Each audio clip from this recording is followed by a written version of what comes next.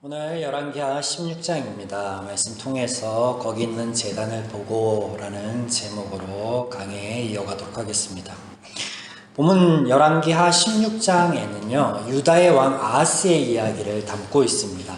참 오랜만에 남왕국의 반역이 아닌 승계에 의한 새로운 왕이 등장하였습니다. 때문에 아하스는 그간에 있었던 치열한 왕권 다툼을 하지 않아도 되었고 그만큼의 여유가 있었을 것입니다. 하지만 내부에 적이 없다고 해서 외부에 적이 없는 건 아니겠죠. 지금 제가 말씀드린 이 내용이 본문에 고스란히 등장하는 것을 보게 될 것입니다. 본문을 살펴보겠습니다. 남왕국의 6번째 왕인 아하시아 때부터 시작된 반란과 왕권 다툼이 11번째 왕인 요담의 때에 비로소 끝이 나고 다음 왕인 이 12번째 왕 아하스는 비로소 치열한 왕권 다툼에서 자유로울 수 있었습니다.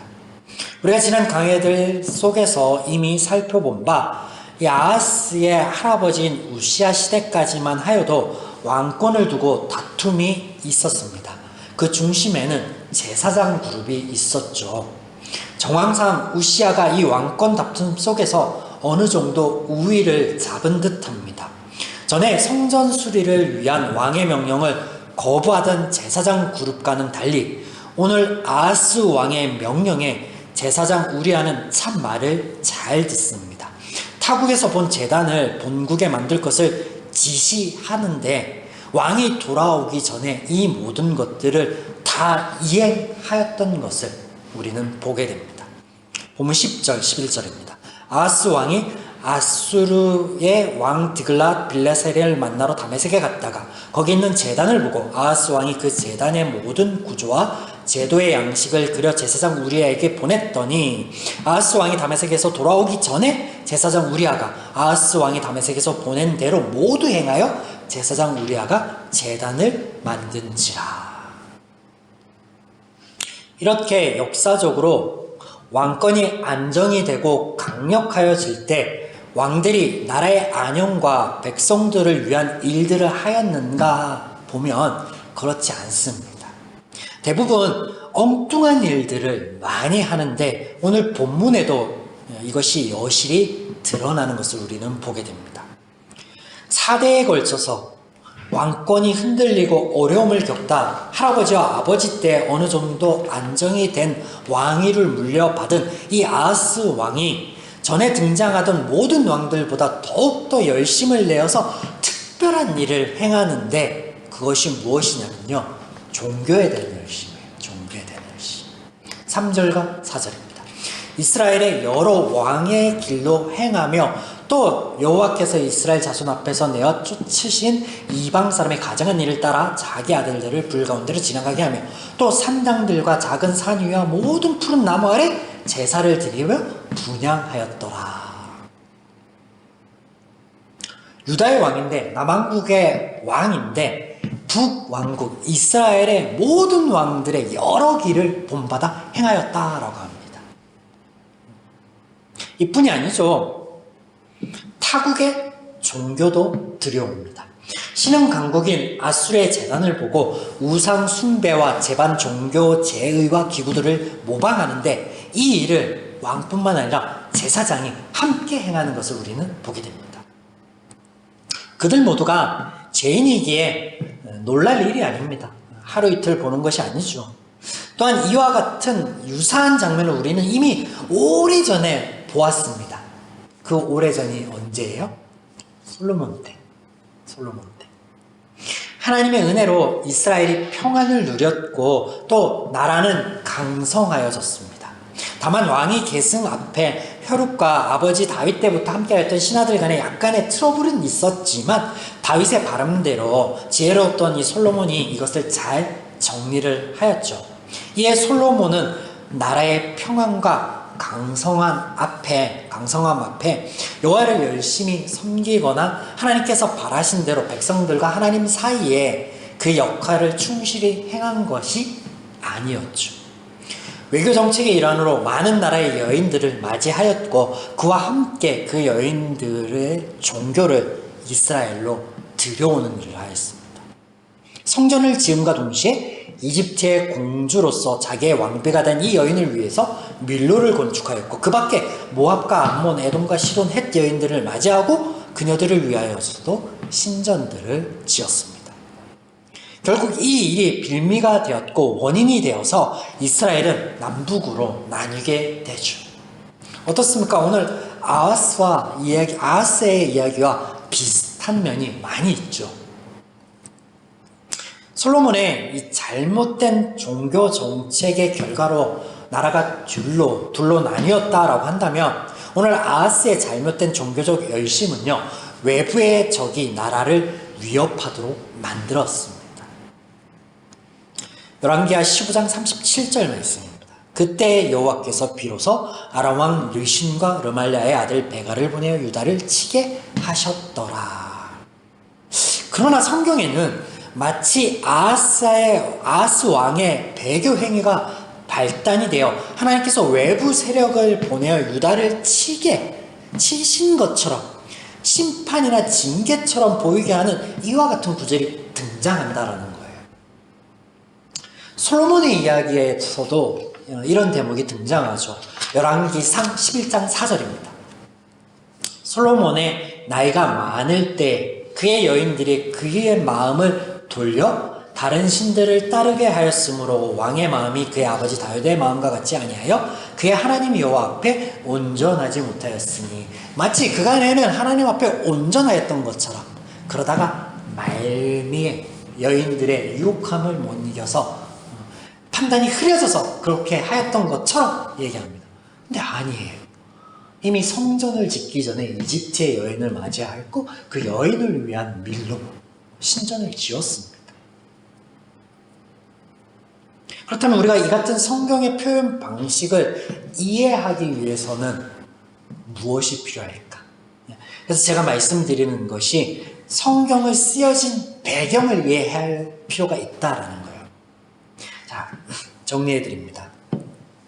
성경은 하나님의 영에 의하여 감동된 사람들에 의하여 쓰여진 것입니다. 이때 하나님께서 마치 그가 신내림을 받은 것처럼, 그래서 자아가 사라지고 영에 의하여 타에 의하여서 기계적으로 하나님의 말씀을 기록하게 한 것이 아니다라는 거예요. 하나님의 말씀을 기록하는 그 사람들의 지식이나 배경, 자라온 환경, 그 모든 것들을 하나님께서 허락하시고 활용하시고 선용하여서 기록할 수 있게 하셨다라는 거예요. 그래서 바울에 의하여 쓰여진 말씀들을 보면요, 학적이고 깊이가 있습니다. 반대로 베드로가 쓴 서신들을 보면 투박하게 쓰여졌다라는 것을 알 수가 있습니다. 그나마 이들은 그리스도에 대하여, 하나님의 구원의 사역에 대하여 온전한 이해 가운데 말씀을 기록하였죠. 그러나 우리가 보고 있는 구약 성서는 다릅니다. 그들이 갖고 있는 태생적인 한계, 즉 죄인인 그들의 이해 안에서, 배경 안에서 말씀들을 기록하였다라는 거예요. 때문에 하나님께서 의도하지 않은 다윗의 혈통 안에서 정통성을 찾고 말하고, 또 북왕국과는 달리 남왕국은 마치 여호와의 신앙을 지켜온 것처럼 기록하고 있다라는 거예요. 저자들이 순화하여서 쓴 부분들이 있다라는 것입니다. 그래서 북왕국의 왕들에 대하여는 긍정적인 부분이 전혀 보이지 않고, 반대로 남왕국의 왕들에 대한 기록에는 마치 긍정적인 부분이, 선한 부분들이 조금 있는 것처럼, 아니 많은데 한두 가지 조금 실수한 것처럼 그렇게 썼다라는 거예요. 근데 하나님 보시기에는 같은 거예요. 한 가지 죄를 지으나 10가지 죄를 지으나 하나님 보기에는 죄인으로 똑같다라는 거예요. 이게 하나님의 시각이에요.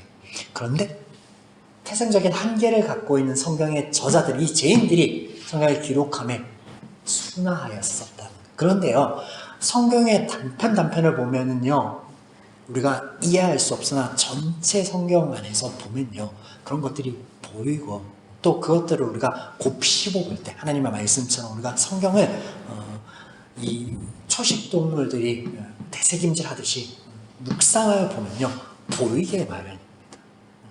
해석해내야 되는 거죠. 그래서 앞서 말씀드린 것처럼 본문에 이런 부분들이 등장하는 거예요. 15장 34절과 35절. 요담이 그의 아버지 우시아의 모든 행위대로 여호와 보시기에 정직히 행하였으나 오직 산당을 제거하지 아니하였으므로 백성이 여전히 그 산당에서 제사를 드리며 분향하였더라. 마치 하나님 앞에 신시한 것처럼. 근데 한 가지 조그마한 흠이 있는 것처럼. 아니요. 그냥 죄인이에요. 죄인이에요. 자, 다시 본문으로 돌아가. 왕권은 어느 정도 안정이 되었지만 여전히 유다는요, 약소국입니다.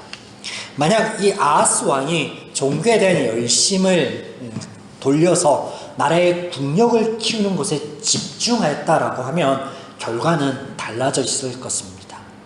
아람과 북왕국이 쉽게 위협이 되지 않았을 일이라는 거죠. 북이스라엘도 아람도 상황은 좋지 않았기 때문입니다. 무엇 때문에? 자, 북이스라엘 역시 계속되는 반역으로 인하여 나라가 급속도로 쇠하여졌죠. 이스라엘을 상대로 강국이었고 근동의 패권을 다투었던 아람도 그 위세가 꺾여 있는 상황입니다. 계속되는 이스라엘과의 싸움에서 국력은 약해지고 그런 틈바구니 속에 신흥 강대국으로 떠오른 이 아수르에게 대패하는 사건이 발생하였습니다. 이 아수르라는 나라 앞에 아람도 북왕국도 짓밟힙니다. 이렇게 보면 열왕기하 15장은 이런 신흥 강대국인 아수르와 북이스라엘의 관계에 대해서 처음으로 소개하고 있는 대목이 되겠고, 16장 오늘 본문은 남왕국 유다와 아수르의 관계에 대해서 소개하고 있는 대목으로 볼 수 있겠습니다.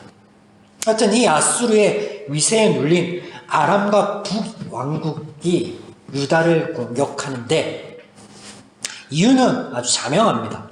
북쪽에 이스라엘 위에 아람이 있고 아람 위에 아수르가 있는데, 북쪽에는 이 아수르로 인하여 아람과 이스라엘이 다리를 펼 곳이 없어요. 숨통을 튀어놓을 곳이 없는데 남쪽에는 있습니다. 아니나 다를까 유다의 왕이 국력을 낭비하고 있어요. 엄한 짓거리들을 하고 있습니다. 여러 신들을 섬기니라 정신이 없으니 이 아람으로서는 또 이스라엘로서는 감사하죠. 이런 상황 가운데 유다의 다음 행보는요, 안 보아도 쉽게 예측이 됩니다. 아람과 이스라엘의 도발을 막아줄 수 있는 곳은 어디뿐이에요? 돌려 세워줄 수 있는 나라가 있다면 어디에? 아수르밖에 없는 거죠. 아수르밖에. 이에 아하스 왕이 아수르 왕 디글랏 빌레살에게 사자를 보냅니다. 7절. 아하스가 아수르 왕 디글랏 빌레살에게 사자를 보내 이르되 나는 왕의 신복이요 왕의 아들이라. 이제 아람 왕과 이스라엘 왕이 나를 친히 청하건대 올라와 그 손에서 나를 구원하소서. 이를 위해 또 아하스 왕이 여호와의 성전과 왕국 곳간에 있는 은금을 내어다가 모두 아수르 왕에게 예물로 바칩니다. 근데 이게 재밌는 대목이에요. 아주 재밌는 대목입니다. 다윗에 의하여 시작되었고 솔로몬에 의하여 지어진 이스라엘의 성전은 하나님께 제사를 지내는 곳입니다. 특히 솔로몬의 기도에 의하면 이와 같이 외부의 적으로부터 위협을 받고 고통을 당할 때 성전은 하나님을 향하여, 물론 솔로몬은 성전을 향하여 라고 표현했지만 하나님을 향하여 기도하는 장소입니다. 그런데 이 성전이 곳간이 되어 있습니다. 창고가 되어 있다라는 거예요. 처음이 아닙니다. 솔로몬 이후에 성전이 한 번도 등장하지 않다가 종교의 어떤 행위나 제사 드리는 어떤 그런 의미에서 한 번도 등장하지 않다가 어떨 때 등장하냐면요, 공교롭게도 창고의 역할을 할 때에만 등장합니다. 자, 보실까요? 이집트 왕 시삭이 올라와 예루살렘을 칠 때 성전과 왕궁의 보물들을 모두 가져가는데 이때 솔로몬 이후 처음으로 성전이 등장합니다. 열왕기상 14장. 이후 아사 왕이 북왕국과 싸움이 있어 아람의 손길을 구할 때 오늘 본문처럼 성전의 곳간과 왕궁의 곳간에 은금을 모두 다 바칠 때 다시 등장하는데 이게 열왕기상 15장입니다. 이후에 열왕기하 11장에 다시 등장하는데 아달랴를 피해 요아스가 숨은 장소로서 성전이 등장하고 그가 왕이 되어 성전이 다시 등장하는데 제사장 그룹 간의 다툼의 장소로서 등장합니다. 다시 아람의 침공 앞에서는 성전이 곳간이 됩니다. 왕궁에 있는 금과 더불어 아람 왕 하사엘에게 바치는 예물을 보관하는 장소로서의 성전이 되겠습니다. 마찬가지 유다의 아마샤 왕 때 그의 오만으로 북이스라엘에게 도전하였다 패하고 또 성전과 왕궁의 곳간이 탈취되며 등장합니다. 실제 성경에서도요, 성전 곳간이라고 표현하고 있어요. 참 신기하죠. 이처럼 이스라엘의 역사 안에서 성전은요, 종교적인 장소로 등장하는 것이 아니라 곳간으로 매번 등장하는데, 그렇게 매번 털리고 바치고 하는데 그곳에 여전히 은과 금이 다시 쌓인다라는 거예요. 이렇게 보시면 열왕기 하 15장에서 요담이 성전 윗문을 건축하였다라는 기사가 짧게 등장하는데, 왜 그랬는지 쉽게 판단이 섭니다. 왜 그런 거예요? 여호와 신앙을 위해서요? 성전을 보수하기 위해서요? 아니에요. 곳간을 지키고자 보수하는 거예요. 문을 새롭게 튼튼하게 지은 거예요. 계속 틀리니까. 재밌지 않습니까? 이와 같이 유다에게 여호와의 성전은 제사와는 무관하였습니다. 하나님과도 무관합니다. 그들에게 그곳은 단지 물건을 보관하는 곳간으로서 사용되었을 뿐입니다. 그러니 당연히 나라의 위기 앞에 그들이 하나님께 구할 턱이 없습니다. 아수르 왕을 향하여 자신을 구원해 달라라고 요청합니다. 나를 구원해 주소서. 그간에 그토록 하나님께서 이스라엘과 함께하며 구원과 은혜를 베푸셨음에도 불구하고 전혀 하나님은 바라보지 못하는 죄인의 한계를 오늘 또한 우리는 다시 한번 보게 됩니다. 사랑하는 여러분, 오늘 우리는 말씀 안에서 하나님께서 행하신 일과 죄인들의 행위를 구분하여 보았습니다. 이를 통해 성경뿐만 아니라 우리의 삶에서 우리의 시각이요, 하나님 안에서 지혜롭고 또 하나님의 마음과 원리 안에서 바라보아 누리는 우리의 발걸음들이기를 주님의 이름으로 축복드립니다. 또 한 가지 생각해 볼 것은 이미 많은 신들을 섬기며 수많은 산당들을 지었던 아하스 왕이 강대국 아수르의 제단을 보고 그것에 빠졌고 따라하였던 것을 통해서 우리의 신앙을 좀 돌이켜 보았으면 좋겠습니다. 여러분, 이 아하스 왕이요, 왜 강대국 아수르의 제단과 그 종교를 가져왔을까요? 아수르 왕에게 잘 보이기 위해서요? 아니에요. 그러면 뭐 때문에? 유다가 지속적으로 나라가 분열된 후에, 이스라엘이 분열된 후에 약속이었던 우리나라가 좀 튼튼한 나라였으면, 아수르처럼 좀 강성한 나라였으면 하는 바람을 이 우상에게 담았던 거죠. 마찬가지 이 아하스 왕이 왕권이 강화되었을 때 하였던 그 수많은 종교 행위는요, 그와 같은 바람이 담겨 있는 거예요.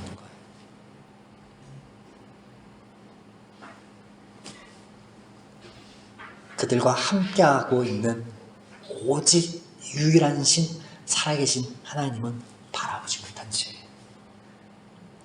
오늘 나는 하나님께서 내게 은혜로 베푸신 삶과 환경 속에서 감사하고 누리고 있는지, 아니면 내게 없는 상대적인 은혜와 복을 다른 이들에게서, 다른 삶에서 찾고 귀 기울이고 있지는 않은지.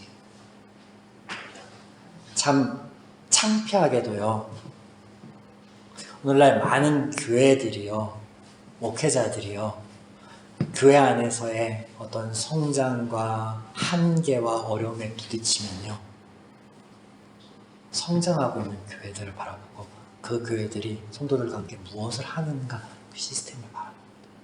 그리고 그들은 또 그것이 마치 성공의 비결인 것처럼 강의를 하고 사람들을 불러들입니다. 좋아요. 좋은데 그러면서 잃어버리는 게 있어요. 그들 개 교회 안에서 하나님께서 허락하여 주신 은혜와 감사의 거리들은요, 전혀 잊혀져 간다. 오늘 우리의 삶은 어떤가요? 나의 삶에서는 내가 선택할 수 없고 내가 가질 수 없는 그 많은 것들을 다른 곳에서 찾고자 이미 나에게 허락하여 주신 그 많은 은혜들을 우리는 잃어버리고 감사하지 못하지는 않은지 오늘 말씀을 통해서 돌이켜보는